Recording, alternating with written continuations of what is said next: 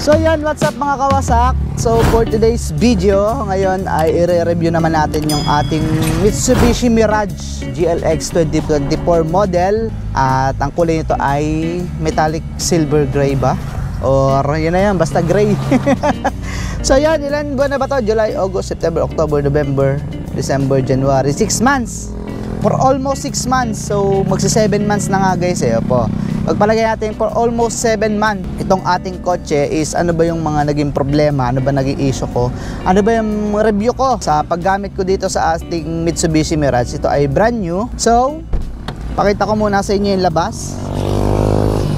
So mga kawasak, ito yung ating Mitsubishi Mirage. No, nandito tayo ngayon sa Mayor's Drive sa may General Trias. At pasensya na kayo kung nasa highway na naman tayo kasi kita mo ang pangit ng parada natin, no. By the way, okay lang yan kasi ano naman eh, malawak naman dito, tsaka hindi pa nadadaanan talaga yung side nito. Pero gagawin natin ay i-atras ko muna ng konti. Kakahiya naman.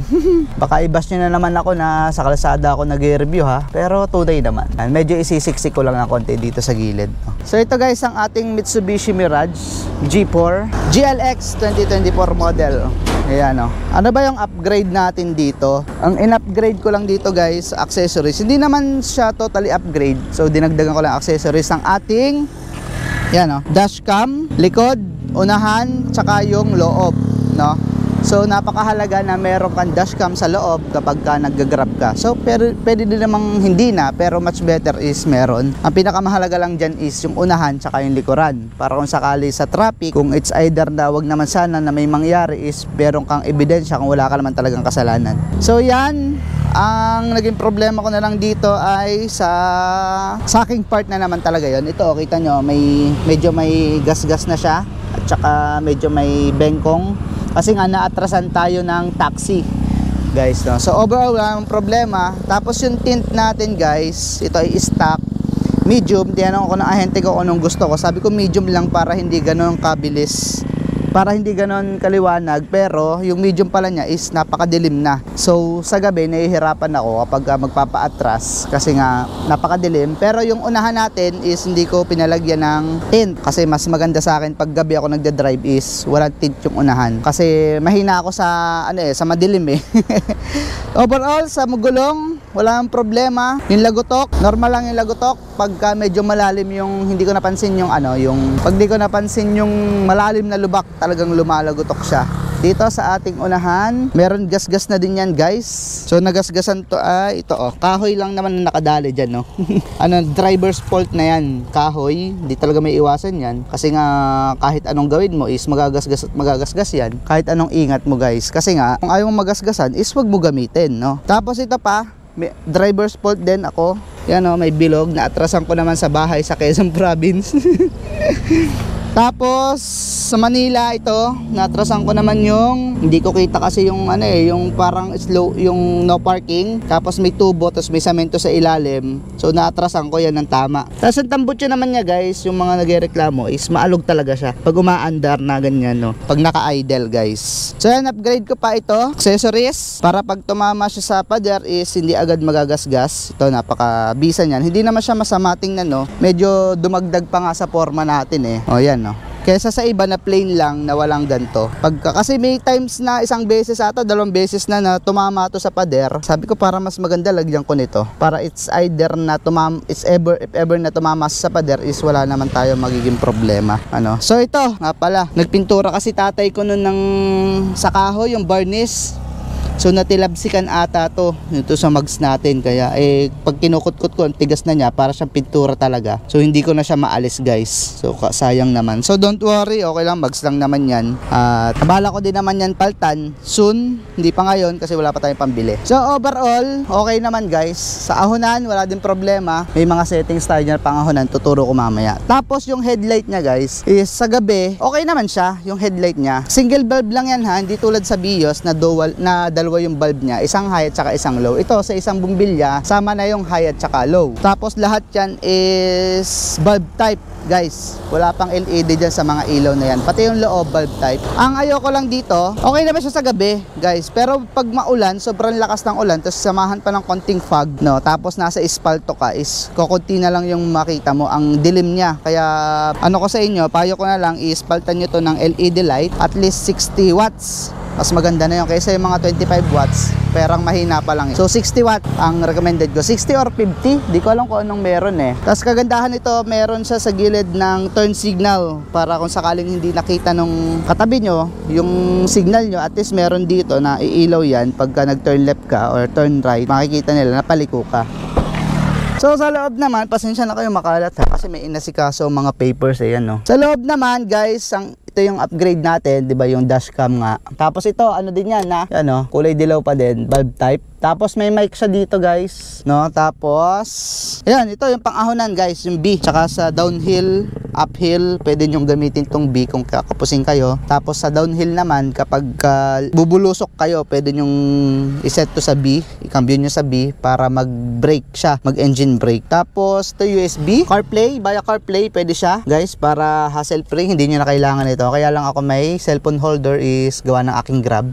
Ginagamit ko to pang Grab, tsaka pang navigation ko din. Tsaka hindi ako sanay dito, masyadong mabagal yung response nito kapag ka mamimili ka ng ruta na dadaanan, no? Unlike sa cellphone talaga, is pabilis yung response, depende sa cellphone nyo. Tapos itong ating steering wheel guys, steering cover, upgrade ko na din to para hindi ganun kadulas, kasi ang dulas nung stock niya dito. Tapos medyo maluwag siya, kaya ang ginawa ko, bumili ako dito. Pag nagto-turn ka, pag nag-ano ka, tawag doon, pag iniikot mo yung manubela is kahit dito ka lang humawak, okay na. Pero minsan ko lang magamit yan, nilalaro-laro ko lang. Ang purpose ko lang yan is para maklip, kasi itong cover natin, yung steering wheel cover is umiikot, so delikado kapag ka nagmamaneho, mamaya biglang makaikot, magsasala tayo ng pihit ng manubela. So ito pa ating electric fan, nakakatulong din to kapag sobrang tirik yung araw, para hindi gaanong mainit sa likod guys, kasi kahit sabihin mong ito may aircon, is talagang iba pa din yung hulab ng init, yung sobrang tirik yung araw, tapos alas 12, tapos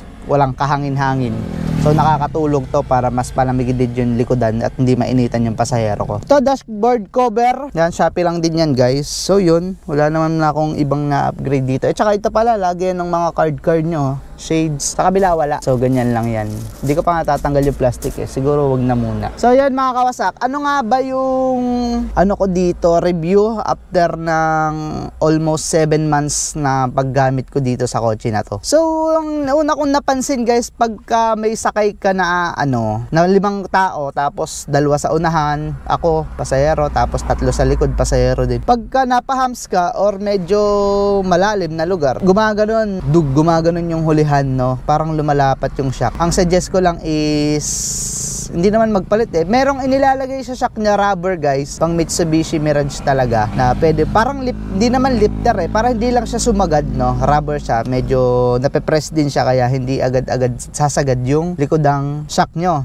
Tapos steering, okay naman, napakalubay. Tapos ito, pinaka nagustuhan ko dito, yung sa wiper, may set siya kapag nilagay mo sa INT na yan, isang click, tapos na-adjust mo yung seconds niya, yung timer niya kung kailan siya pipitik, kung kailan siya magwa-wipe, no? Ayun, tapos may naka-check, hindi naman, naka-PMS indicator na to, yung open range. So may 1.5 pa tayo dapat takbuhin, pero umilaw na, pero wala akong pakialam pa doon, kasi hindi pa naman niya change oil, kaya hindi ko muna siya pinapa PMS, no? Tapos busina, upgrade tayong busina guys pala, pakinggan nyo. Yan, no? So hindi lang magbusina ng malakas kasi kakahiya, baka isipin nila binubusinahan natin sila, no. Tapos ano pa guys, pag city driving, kahit naman anong sasakyan siguro, is talagang matakaw yung traffic. Tapos tanghaling tapat, tapos ano pa nga ba, traffic, tanghaling tapat, todo yung aircon, tigil-tigil ka, napakatakaw sa gas. Pero pagka naranasan ko guys yung nandito sa Cavite, pumunta ako ng Bulacan nung magpapasko, punta kami ni Tricia sa kanila sa Bulacan, tapos from Bulacan uwi naman kami ng Quezon Province, almost inabot ng ilang kilometro ba yung natakbo namin. Ang haba din guys inabot lang siya ng ng 800 na gasolina. Kita mo mula sa Dasma, punta kami ng Santa Maria, Bulacan, tapos balik kami ng Quezon Province. 800 lang full tank ulit. So ganun to katipid. So like pag nagga-grab ako, tumakbo ako ng siguro nasa 100 kilometers, 100 something plus kilometers guys, is nakaka 600 to 700 na gasolina. Pero itinakbo ko to ng Batangas, nasa 180 kilometers yung tinakbo ko, or sa 180 ba or 200, para nasa 200 something guys. Pero dire-diretso ang gas na naigas ko lang is 600 balikan guys, no? Pagpalagay na 230 siguro yung naitakbo ko, pero 600 yung naigas ko, full tank na ulit. So ganun to katipid kapag ka long ride. So actually kung ikukumpara ko naman sa iba talaga, is talagang napakatipid itong Mirage guys, kasi nga 3-cylinder lang siya at napakaliit talaga ng makina niya. So, kaya din siya napakatipid, fuel efficient talaga. So kung gusto niyong bumili nito, kung gusto niya lang talaga family service, pang city driving, is marirecommend ko to Mirage G4 na to. Pero kahit sa long ride, pwede din siya. Pero kung madami-dami kayo, like 5 mahigit kayo, 6 mahigit, is ang hirap nitong i-overload kasi nga yumuyok-yok yung shock niya sa hulihan. Kaya hindi ko to sa mga libang tao pataas. 'Di ba? Minsan naman may mga kotse na pwede nating i-overload, lalo kung malapitan lang, mga 20 kilometers lang yung travel. Hindi naman tayo mag-expressway, is na-overload natin, is hindi ko to marirecommend. Yung Vios pwede pa sa pang overloading na yun kasi kayang-kaya niya, matatag yung shock niya. So nang pangaba, naging problema ko yung tambuchi na sa ilalim guys kapag naka cold start, tapos nag-drive ako, nilagay ko sa D, medyo may lumalangit-ngit sa ilalim. So nireport ko na yan sa kasa, at naman daw, sakop pa naman daw ng warranty. So sabi ko next PMS ko saka ako daw ipapagawa kasi wala daw silang stock ng pyesa na yon. Sabi nga sa akin tatawag daw sila after 2 weeks hanggang 2 weeks, pero 3 months na ngayon, 2 months na ngayon, hindi pa din sila tumatawag.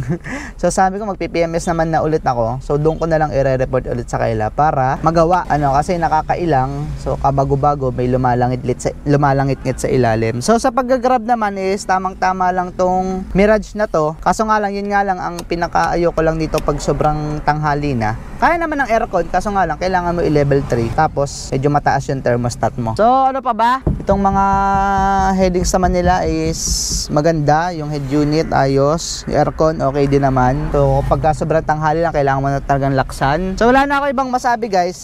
Recommended ko din tong Mirage G4, baka naman mamaya ibas nyo ako. So recommended ko to sa inyo. So napakatipid, wala kang masasabi sa tipid nitong Mirage guys. Kung sa tipid at tipid lang, is talagang napakatipid nitong Mirage. Fuel efficient. So may nagtatanong sa akin kung kamusta daw ba kapag sa ahon na sa Baguio itong ating Mirage. So hindi ko pa po nasusubukan, pero tingin ko naman is kayang-kaya naman niya. Hindi lang niya kayang humataw sa ahonan guys, pero kung aahon ka lang naman talaga, is kayang-kaya naman niya. Kahit siguro 5 kayong sakay, kaya niyang iahon. So hindi naman talaga kayo mabibitin kasi meron siyang letter B. Pwede nyong gamitin yung transmission niya na B, ililipat nyo lang para makaahon kayo if ever na hindi kaya ng drive. Kasi may minsang napaahon ako na nakadrive ako, ahon na ahon talaga, is medyo nahirapan siya. Pero hindi ko naman na-set ng B, nalimutan ko kasi bago-bago pa yung sasakyan na yun hindi ko pa to gamay masyado. Kung bibili naman kayo nito, sa presyo niya at saka sa performance niya, is wala ka nang masasabi guys, kasi okay na din naman tong family car, itong ating Mirage G4. Wag lang siguro yung yung hatchback guys, kasi parang napakaliit na niya. Yung mga Wigo, ang liit na niya. Pwede din naman siya sa pang family, pero parang hindi ko trip naman yung yung ganong kaliit. Pero depende naman sa trip nyo talaga kung ano yung gusto nyong bilhin, kung ano yung gusto nyong kunin na sasakyan. So for me, sabi sa akin, dapat ka muna, dapat tinest drive mo muna lahat yan bago ako bumili ng Mirage G4. Naalala nyo ba yung may vlog ako kung sinabi ko doon yung ayaw ko sa Mirage, no? So binas nila ako. Dapat daw nag-Vios na lang ako kaysa mag-Mirage, kasi alam ko naman daw pala kung gaano kaganda yung Vios. So hindi, Mirage din talaga yung gusto ko. I mean Vios talaga yung gusto ko, pero sa Mirage yung nakuha ko, So hindi naman ako nagsisisi. So nai-compare ko lang naman, pero hindi ko sinasabing ayaw ko sa Mirage. Yun yung ayaw ko lang sa Mirage. Kumbaga compilation, review kung ano ba yung mga ayaw ko doon. Kasi may mga, wala man perfectong sasakyan eh, mga Mirage or Vios or Altis pa yan, may masasabi yan kahit na gaano ka high-end yung sasakyan mo.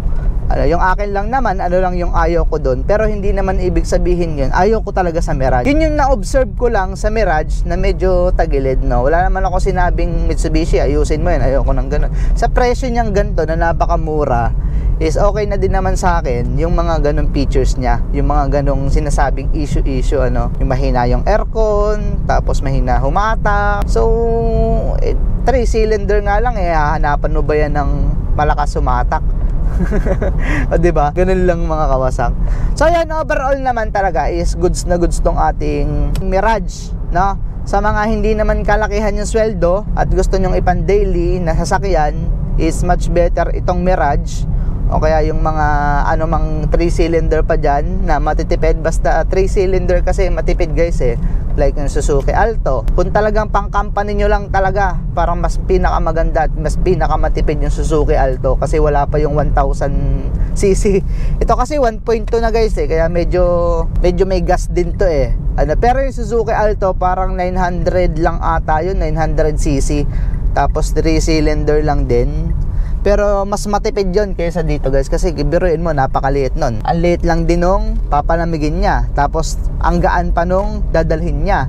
Kaya mas matipid yung Suzuki Alto. Shoutout kay Kenneth na nakapag-drive na din akong Suzuki Alto, manual transmission, talaga namang napakatipid guys. So yun lang mga kawasak. So sa tingin nyo, anong gusto nyong bilhin? Sa akin kasi ito yung meron ako, kaya thankful ako na meron akong kotse na Mitsubishi Mirage G4. Kasi kahit sino naman nangangarap magkakotse. So syempre, lahat ay nangangarap ng kotseng mas maganda pa.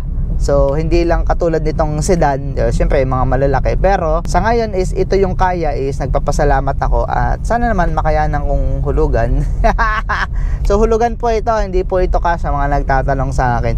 Itong ating Mirage ay hulugan. Baka sabihin nyo ang yabang-yabang ko. Hindi. Content lang yan guys, walang personalan. Yan ay aking mga suggestions, tapos mga observations, kasi ako yung gumagamit nito. Kung sa inyo, tsaka pala yung door nito medyo mahirap isara, kasi nga gawa nung kulong na kulong siya, parang naka-vacuum type ba, kaya mahirap siya isara, no? Pero konting persa lang naman ng konti, sarado. Kaya ito, kapang-kapa ko na kung paano isasara yung pinto, yung trunk, yung hood, kasi alam ko na kung paanong persa yung ibibigay ko sa kanya. So yan guys, so overall okay itong Mirage, all power na din. Kung gusto nyo magkasasakyan like nito, is wala kayong masasabi dito sa Mirage. Huwag nyo lang asahan talaga yung talagang may power, kasi nga asaliit ng makina nito. Pero kapag long ride naman guys, is hindi siya nakakabagot drive-in. So nadala ko na to ng Norte, nadala ko na to ng Quezon, pauli-uli. Sa araw-araw ko ng pag-grab is okay naman sa akin guys, no? Yung napaka-comfort. Syempre, pag nakakotse ka, comfort. Yun yung binabayaran pagka nakakotse ka yung pagiging komportable. Diyan lang mga kawasak last na yan.